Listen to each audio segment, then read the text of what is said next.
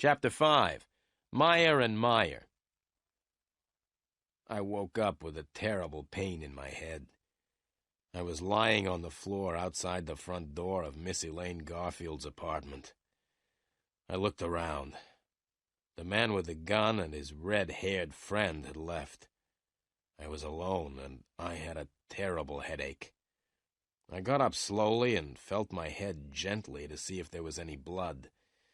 There wasn't any blood, but my head was still very painful. I decided to go back to the office and go to bed. There was no sign of the porter at the entrance to the Manson building. I walked out of the door and across to the old gray Chrysler. I drove slowly back to the office.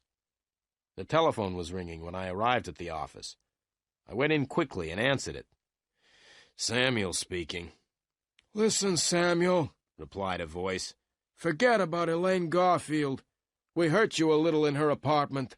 If you don't forget all about Elaine Garfield, we'll hurt you a lot more." "Who are you?" I asked. But there was no answer. The man had put down the telephone. I decided to do what the man had told me. I would forget all about Elaine Garfield for 10 hours. After a good night's sleep, I would look for Elaine Garfield. I would also try to find the man with the gun and his friend Joe. I laid down on the hard, low bed and went straight to sleep.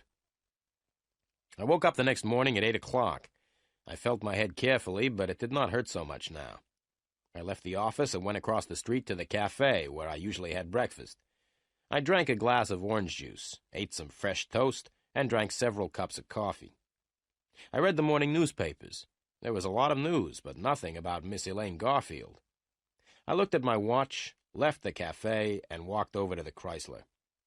By 9 o'clock, I was outside the Title Insurance Building. At 3 minutes past 9, I was standing outside the door of Meyer and Meyer, attorneys. At 20 past 9, I was still standing outside the door.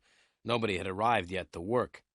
At 9:30, the first secretary arrived, and at 18 minutes to 10, I was sitting in Mr. Meyer's office.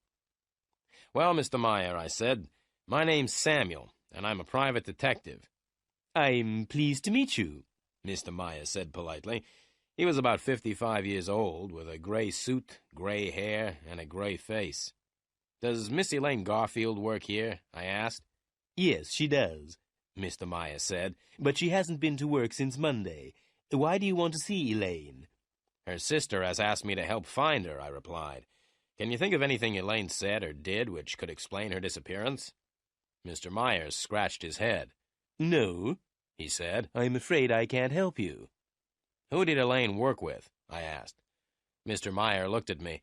"Why do you say, 'Who did Elaine work with,' and not, 'Who does Elaine work with?' Elaine's not dead, is she?"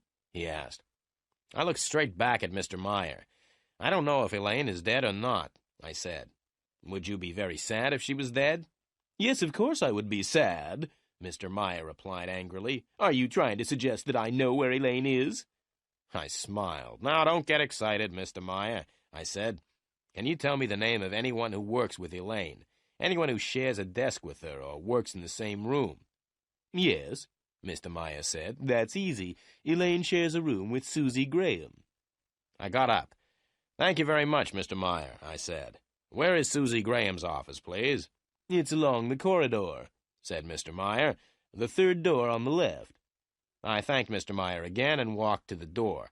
"Oh, Mr. Samuel," Mr. Meyer said, "I'm sorry that I got angry, but you understand that I don't want—" "Yes, I understand," I interrupted. "You don't want dirty private detectives in your nice, clean office." I walked out of Mr. Meyer's office and banged the door behind me.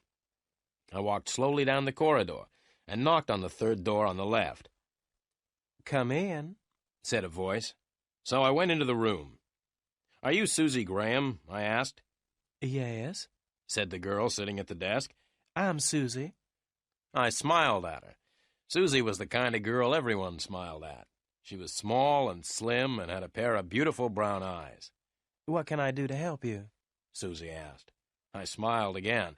"I'd like to ask you some questions, Miss Graham."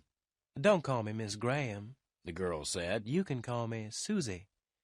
"Well, Susie," I said, "I would like to ask you some questions about a friend of yours.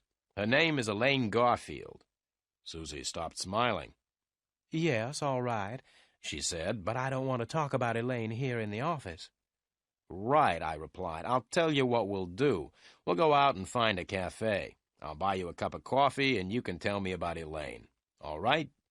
Susie cheered up and looked much happier. "I'd like to have a cup of coffee," she said, "but Mr. Meyer might get angry if I leave the office." "Don't worry about Mr. Meyer," I said with a big smile. "Mr. Meyer and I are great friends."